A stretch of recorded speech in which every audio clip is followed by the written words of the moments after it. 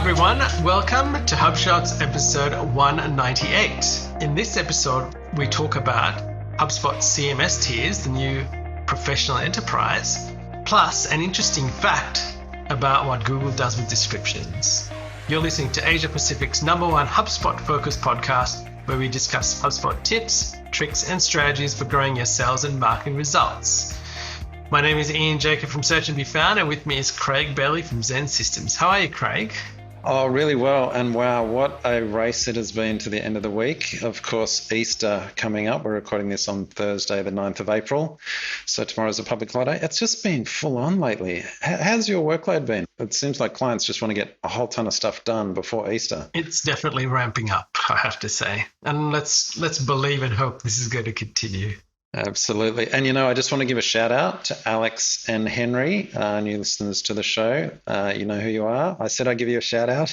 Thanks for listening, guys. Firstly, thank you to everyone for connecting with us. And again, we would love to say, please do connect with us on LinkedIn. Send us a message, say you listen to the show. It really does make our days. And we'd also, in this time, love to help you guys out wherever you need help. So please connect with us on LinkedIn. Now, Craig, we'd usually have an inbound thought of the week, but we're going to call it the HubSpot marketing feature of the week, right? Because HubSpot has delivered a new CMS product, essentially, under the cover of darkness. Yeah, a soft launch that everyone in the company is talking about to everyone. So I always find that interesting, but I love the way HubSpot promotes their stuff in the market. But yeah, this is their CMS, HubSpot CMS, and I think they're just rebadging it, splitting it out into a pro and an enterprise tier, which I think is excellent. We covered this back in episode 188, how we'd like to see this. It positions it much more clearly for mid-market and enterprise customers. And essentially the existing CMS, if you've already got the website add-on, that's basically the pro product now. And they've put this new tier in, which is enterprise, which adds a few new features and also enables a few features that previously you had to have marketing enterprise for. So look, I think this is a really good move. What are your thoughts, Ian? I can only look at it from face value currently, but I think it is a great move. And the more and more we use HubSpot CMS, the more and more people often come back to me and say, wow, this is so good to use. I've got the customers that use it and they love it. They don't know what they could do with not having it. Yeah, that's right. And if listeners remember back in episode 188 when we were chatting about this, we've actually had a client, they're on HubSpot CMS, but they were very hesistant before because it was almost too cheap, to use their own words. And the good thing about HubSpot CMS Hub Enterprise is it's reassuringly expensive. So I think it's in the $1,000 a month tier and above, depending on which region you're in. I think this is a good move. It just makes it clear. But interesting, there's no HubSpot CMS Hub Starter. I guess we got that prediction wrong. Well, you never know. We might have Hub Starter come time around inbound, which will fill out the entire suite. So I thought they might have had a starter edition that just had the blog and landing pages, but yeah. Anyway, exciting times. There you go. So have a look if you're interested, because I think there's some great things to be had. Now, we also include a link in there because often people will say, why should I use HubSpot CMS when I can just use WordPress? So HubSpot built a great pillar page about the differences and why you would consider one over the other. And so I'd encourage you to actually read that and get an understanding of why that's different or why you would use it in what scenarios. So the link is in the show notes for that. All right, Craig, on to our HubSpot sales feature of the week. And we're talking about HubSpot quotes again. We spoke about this last week because they rolled out quotes in the startup package. It's a trial for 90 days, so you can actually try it out. But what we're seeing is it's getting improved on a, what would say, monthly basis. And we're actually getting a far better product ongoing, aren't we? Well, that's right. And the reason I wanted to talk about it in the show this week, because we've talked about it before when they made some enhancements. So there's nothing new to report this week, or nothing new in feature-wise, but it is new, I think, behavior-wise. We're actually using it now happily in our agency to prepare quotes and spin them out pretty quickly. Yes. Over previously we were using 0 quotes within our accounting package. And I really like it because we still use Quilla for proposals, big proposals, Right. but for quotes, yeah, we're actually now moving to HubSpot. And it's because it solved all those frustrations I had before that you couldn't recall a quote or edit it once you'd sent it, all those kinds of things. I think it's pretty fully featured now. So just a reminder to people who might have already still been stuck with disappointment in the quoting tool, I think it's really good now. So maybe time to reconsider. And the only thing I'm still waiting for is automatic tax lines, but that's fine. I can do it as a manual entry for now. And I think there is a feature request for that to come in. Oh, there's been plenty of feature requests for that. But yeah, look, I think it's really good. So just a reminder, get to use it. If you've got Sales Pro or you've got the trial, use it. I think you'll really like it. All right, HubSpot Extra of the Week, Craig? You know what? It's so good just to see that the product team pushing out their monthly product updates, the HubSpot product updates blog, and they're all at home. You can see their backgrounds and they're still pushing them out. I really like it. And I think it just kind of gives an insight. I think after this whole period, it'll normalize this idea that you can just be at home with kids running around the background and you don't have to look super professional and that. Like people just realize, oh, you're actually real. That's right. Don't have to put on this facade. Not like we do with our backgrounds. But yeah, look, I'm really enjoying their updates and just seeing people being real.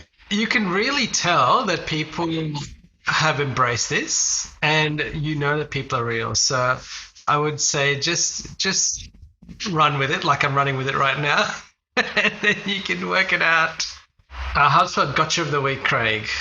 This is a nice little find, and thanks for helping me out with this. I had a question from a client. Can we have multiple email addresses on a HubSpot account? So they've set up their HubSpot account with, say, their work email, and then they've been invited to another portal with another email address.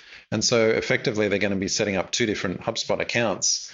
I was like, I wonder if you can consolidate them. And I was like, maybe they should invite you into the other portal with that main work account, etc. But actually, you highlighted on your profile, your HubSpot profile, you can actually go in and set an email alias and add other email addresses into that account as well. So that's a really good. I actually haven't tried it yet, but that was a great find and overcomes a bit of a frustration that one of our clients was having. And this is the thing, you kind of dig into all the settings in HubSpot and you just find someone's probably thought of this problem before and they've got a solution for it. And Craig, that's the thing, like this came out of a problem that we had with somebody that was shifting emails of different domains. So they had a .com and they wanted to move into a .com.au and to standardize all their email addresses. And that's when I found out about this with HubSpot support. And that's why I included the link in the show notes. Now, Craig, what's the marketing tip of the week?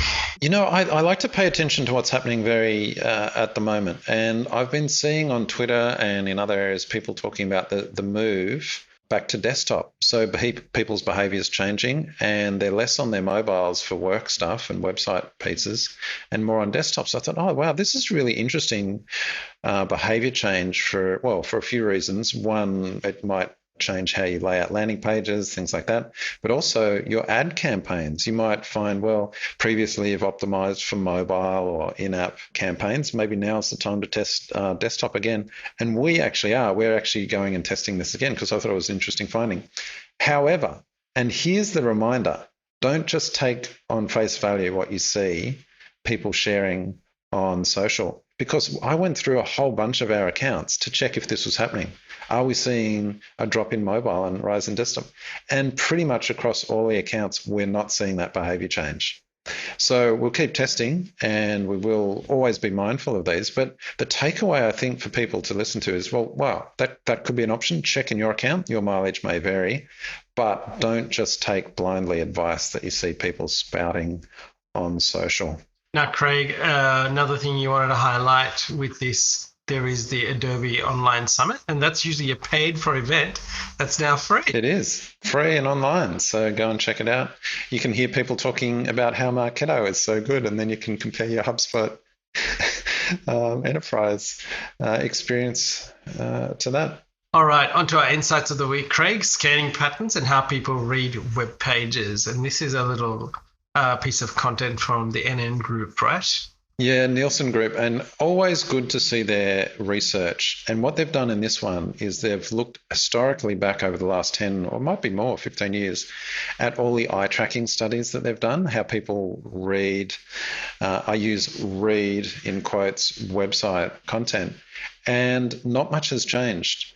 And what they're finding is people scan still and they don't read, they just scan. So always be mindful of that when you're laying out your pages. But the only thing that's really changed perhaps is in the design techniques people use. And so what they're noticing is a bit of it's a kind of a ladder scan that people have. They'll kind of look down a page, then across, then down, then back left, then down, then right, and they kind of ladder their way down a page. So interesting insight to read there.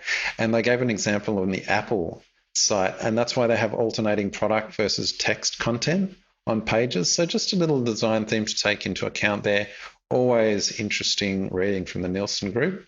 So good little insight to consume when you get a chance. And I think you're right. Like, I was doing an audit today with somebody and looking at what was on their page, and I went through all of this text, came down, and then discovered they had all of these links in what we would generally put a call to action. And I just totally missed it because they had this chunk of text, then they had a picture, and I just scanned my way down and I'm like, what do I do after this? And I went, oh, hang on, there's like 3 different links here. I'm like, okay, we need to put a clear call to action of what needs to take place. And then once we did that, he was like, oh yeah, I see that. So just make it really easy, like exactly what this research report is saying, but people are just scanning their way through. They're doing that first pass and they go up and look at something else and they come back down again. Just think about, always take a look at what you do when you're online. Just take a mental note, and I think you'll discover very quickly you behave like a lot of other people. Exactly. Now, and something else, Craig, in these given times, we can see people with advertising revenue are pulling back on spending. This might give us some indication as to what's going on and how we can take advantage. Isn't that right? Yeah, look, there's some interesting articles. We've linked to them in this Shot 7. I just like to add these for marketers to be reading. I think these are good insights. But the second of them is around how advertisers are pulling back, and Google and Facebook look to be missing out on, I think it's $40 or $50 billion worth of ad revenue this year because advertisers are pulling back. But then on the flip side, there's another article. I've added this at the same time because there's this pushback against all the targeting that's going on. And in fact, the Wired article that we've linked to is someone raising the thing, why don't we just ban targeted advertising? Now, it sounds extreme. I think it's a good article to read because I think it's a good conversation people need to be having. And I think as marketers, we need to be aware of that. You know how a couple of weeks ago we talked about Benedict Evans' prediction, the next big thing is going to be legislation. And that's especially going to be the case in terms of marketing and privacy and advertising, what we do there. And so you've got these two things. You've got pushback on targeted advertising, and then with the whole pandemic going on at the moment, people pulling out of advertising. So the landscape's going to change. It's going to be really interesting in 3 to 6 months to see how Google and Facebook have adapted. Anyway, interesting reading. I think thoughts for marketers to be considering now. All right, Craig, and on to our prediction of the week. We're going to call this the HubSpot prediction. And a no-brainer. Yeah. What is it, Craig? My prediction is HubSpot CMS Hub is going to sell really well. I think the market is ready for it. Yes. It's perfectly placed. Fits in there mid-tier to lower enterprise in between WordPress at the bottom and Marketo and Sitepro at the top. I think it's just going to do really well. Yeah, absolutely. And I think that's going to happen. And again, we'll probably see a starter version of CMS coming in at some point in time to fill that suite of products that they have. And actually, sorry, I'll just say the reason I think it's going to sell really well is not because the product has changed, but because the marketing positioning has changed. Just the way they're packaging it, I think it's going to sell really well. Absolutely. Now, Craig, we spoke about in the show how Google rewrites meta descriptions, and that was an interesting stat. Fascinating research from Ahrefs talking about how they analyzed just under 200,000 pages to see how Google either honored or rewrote the meta descriptions that those pages had. And staggeringly, more than 62%, almost 63% of the meta descriptions were rewritten by Google. I know. If you'd asked me, I would have said, 20 to 30%. 2/3 are getting rewritten. So it raises, of course, the question, should you even bother with your meta descriptions? And I kind of feel like, well, maybe your top 10 pages be really clear, but after that, maybe it's not a good use of your time. But just interesting how Google is deciding what people want to know about, taking your website content and rewriting it for the best experience in Google's eyes for those people searching for it. So yeah. Now, Craig, you had something about Snap Camera. Oh, have you seen this? No, I haven't. Snap Camera. So you know Snapchat. Yes. How the app on mobile, you can have those filters. Yes. Overlays your face, baby face, all of that kind of thing. Well, they've released a desktop product, Mac or Windows, called Snap Camera. And you download it. It's an app on your desktop. And then on Zoom or any web chat tool, you can basically set Snap Camera to be the source and basically it sits in between Zoom and your webcam, and you can have all these filters placed. So you can get on a Zoom call and apply all these Snapchat filters. It's great. What better time now when everyone's at home and being real, you can actually put these silly little filters on. Anyway, just some fun. All right, Craig, our quote of the week. And this is from the late Steve Jobs. And it says, being the richest man in the cemetery does not matter to me. Going to bed at night, saying we've done something wonderful, that's what matters to me. Listeners, we've got a lot of links in the show notes to interesting things that we're reading or we've come across. So I would encourage you to follow us on LinkedIn and Instagram and Facebook and wherever it is, and look at the show notes because there's a ton of gold in there. Do you want to share one, Craig? Oh, look, as always, we love Benjamin Mangold at Loves Data. He's got a little link on how to analyze Google Analytics trends. It's at the beginner level, so if you're very familiar with analytics, this won't be for you, but often marketers, they don't know their way around Google Analytics that well. He does a great job of just talking you through how to set date ranges, how to check whether things are seasonal variations versus actually extreme variations. So yeah, well worth a read. And yeah, a ton of links there. There's so many good things to read lately, and we'll try and keep the show notes full of them. And listeners, again, thank you for listening to us. We hope that you have had a good Easter because you'll be listening to this after Easter. And you are all coping well and are all well and safe and had a good time in isolation like us all. Hope you had some chocolate. That's right. Hope the Easter Bunny was good to you. Again, connect with us on LinkedIn. And like I've said, please feel free to reach out to us. We would love to help you in this time. Don't feel like you're not worthy to speak to us. I know a few people have said, I'm not ready and I don't feel right to talk to you guys. You know what? We're all starting at some place and we don't all have things together.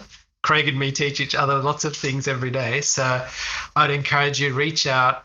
We will be more than happy to help you guys out wherever we can, or even, introduce you to people who can help you out. So don't be afraid. Please connect with us.